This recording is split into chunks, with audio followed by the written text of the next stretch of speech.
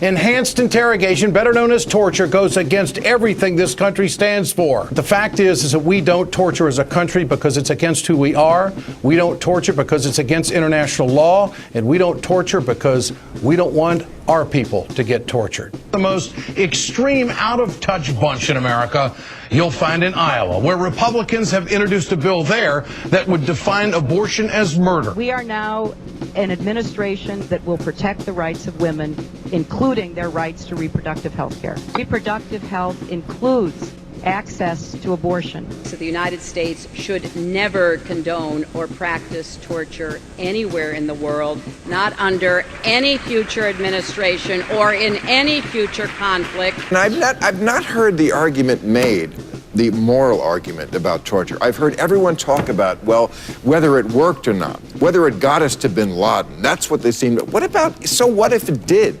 You know, I'm sure torture would come in handy for all our wars. George Washington could have used it to find out where the British were hiding. He didn't. I'm sure Eisenhower could have used it against the Nazis. He didn't use it. Meanwhile, it's goo.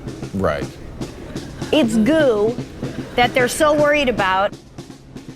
You don't have to sell me on goo. I've always been there. I don't think the United States should ever torture. Supreme Court came down, and the first time since 1973, with a partial abortion ban. It's as if the women's movement never happened. The truth about torture. Democrats on the Senate Intelligence Committee released their bombshell report on the CIA with stunning details about the worst abuses from the Bush War on Terror. Horrific acts done in our name. It's a horrifying account, but the GOP rarely misses an opportunity to attack women's rights. And the RNC is doubling down on its anti-choice agenda. Taxpayers pay for abortions now. It really means poor women enrolled in Medicaid are denied abortion care. Morally right for pro-life taxpayers to have to help pay for plans to cover abortion. Please, we pay for a lot of things that we may or may not agree with.